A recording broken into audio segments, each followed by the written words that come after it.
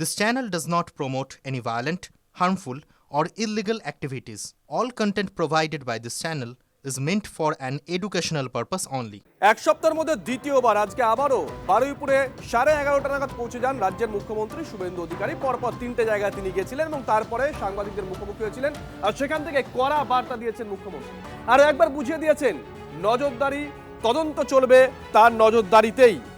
ধর্ষক খুনিরা ভয়ে থাকুক, দুষ্কৃতীরা ভয় পাক। এনকাউন্টারের পর বারুইপুরে দাঁড়িয়ে দুষ্কৃতী দমনে বড় বার্তা দিয়েছেন মুখ্যমন্ত্রী। তিনি বলেছেন রেল লাইন যারা ভাঙতে গিয়েছিল তারা ভয়ে থাকুক।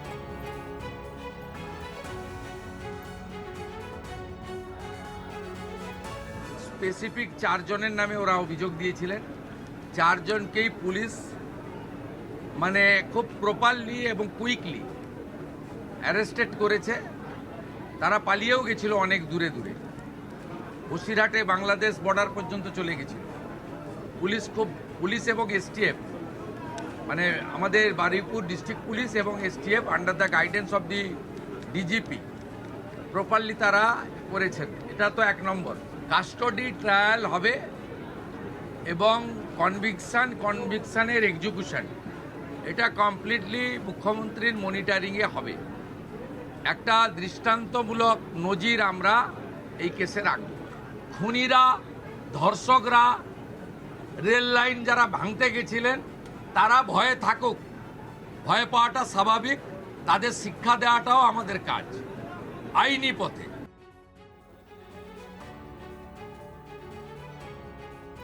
মুখ্যমন্ত্রী ঠিক কি বার্তা দিয়েছেন তা আপনাদেরকে দেখালাম। এই মুহূর্তে শেখর দেবনাথ আমাদের সঙ্গে রয়েছেন। শেখর বাবু, শুভজিৎ রয়েছি।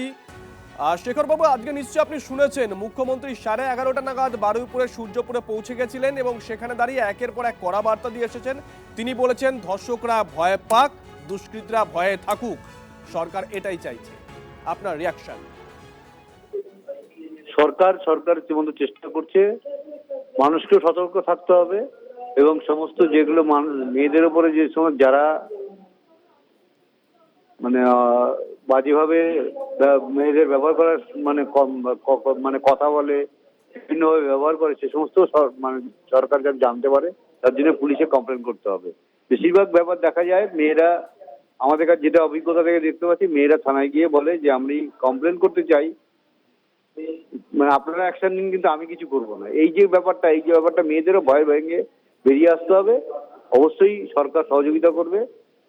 আমাদের নতুন মুখ্যমন্ত্রী শুভেন্দু অধিকারী চেষ্টা করছেন যে সমাজ যাতে সুস্থ থাকে। ধন্যবাদ। আমরা কথা বললাম তিলোত্তমার বাবা শেখর দেবনাথের সঙ্গে। রাজ্যের মুখ্যমন্ত্রী আজকে দ্বিতীয়বার, 1 সপ্তাহের মধ্যে দ্বিতীয়বার বারুইপুরে পৌঁছে গেছিলেন এবং সেখানে দাঁড়িয়ে একের পর এক কড়া বার্তা দিয়েছেন, যার সারাংশ হচ্ছে দুষ্কৃতীরা ভয় পাক, ধর্ষকরা ভয় পাক। এটা অবশ্যই করা দরকার ছিল, কারণ যেখানে আমাদের সিএম প্রত্যেকটাই জানে উনি অজানার কিছু নেই ওনার, কারণ উনি দেখেছেন যে ধর্ষণকারীদের কিভাবে আড়াল করা হয়েছিল।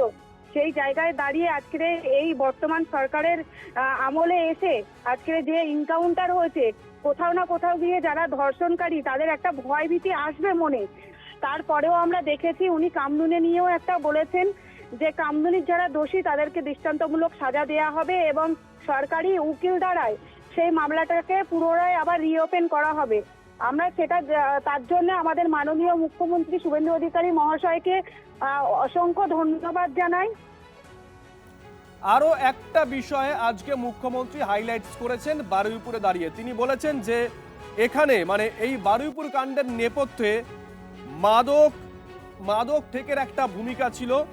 আগামী 2 সপ্তাহ ডিজিকে বিশেষ অভিযান চালানোর নির্দেশ দিয়েছেন এই মাদক কারবারের বিরুদ্ধে।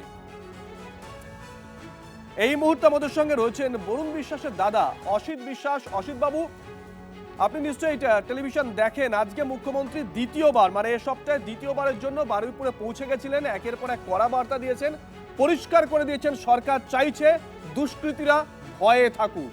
আপনার রিয়াকশন? একদম ঠিক কথাই বলেছেন যে বিগত 15 বছর যে দুষ্কৃতিরাজ চলছিল, সাধারণ মানুষ ভীষণ ভীত সন্ত্রস্ত এবং মানুষ তার ন্যায় বিচারটা কিন্তু পায়নি। এবং চারিদিকে একটা দুষ্কৃতিরাজ, কলেজ, বিশ্ববিদ্যালয়, ক্লাব, যেখানেই বলুন সেখানেই মানে ধর্ষণ, নিজের ক্লাসমেট বা নিজের জুনিয়রকে পর্যন্ত, যেটা আমরা কসবা ল কলেজেও দেখলাম, যেটা আমরা রাজ্যি করে দেখলাম, একজন ডিউটিরত অবস্থায় একজন পিজিটি ডাক্তার, তাকে কি করা হলো।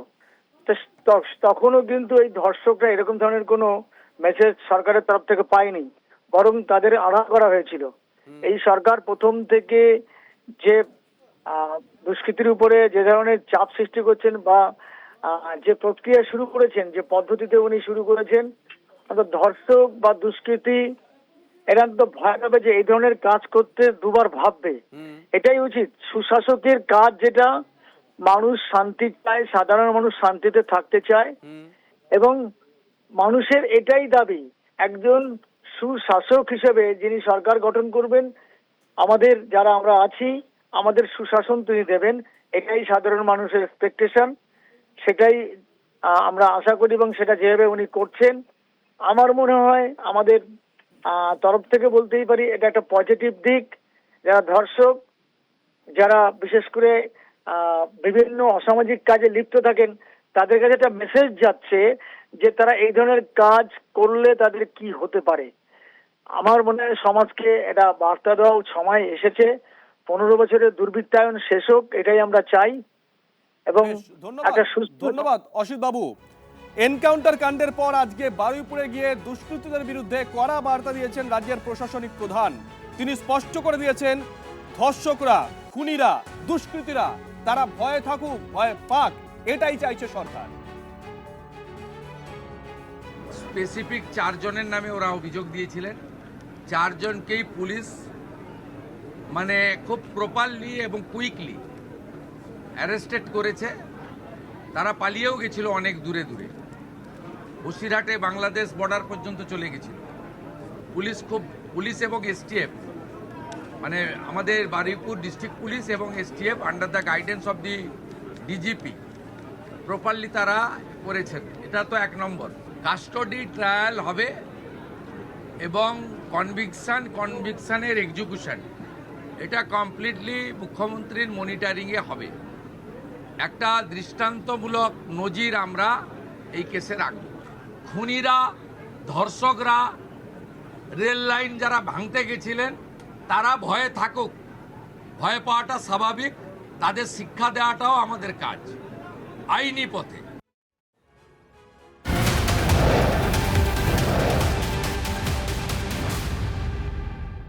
মঙ্গলের পর শনিবার বারুইপুরে মুখ্যমন্ত্রী নিহত নির্যাতিতা নাবালিকার পরিবারের সঙ্গে কথা বললেন শুভেন্দু অধিকারী।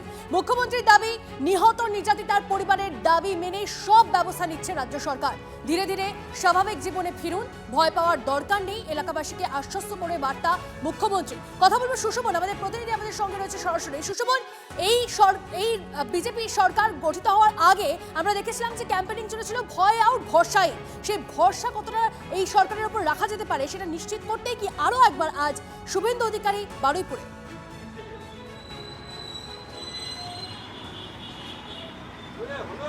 একেবারেই দেখো, সেটা নিশ্চিত করতেই আজকে শুভেন্দু অধিকারী মুখ্যমন্ত্রী তিনি বারুইপুর এলেন এবং এসে শুধুমাত্র যারা মূলত ইন্দ্রজিতের পরিবার বা নির্যাতিতার পরিবার বা একেবারে ফুটবল খেলাকে কেন্দ্র করে যে নাবালকের মৃত্যু হয়েছে তাদের পরিবারের সঙ্গে কথা বলা বা আর্থিক সাহায্যের কথা নয়, মুখ্যমন্ত্রীর তরফ থেকে তুমি যেমন বলছিলে যে একেবারে স্পষ্ট বার্তা যে যারা দুষ্কৃতী তাদের ভয় পেতে হবে।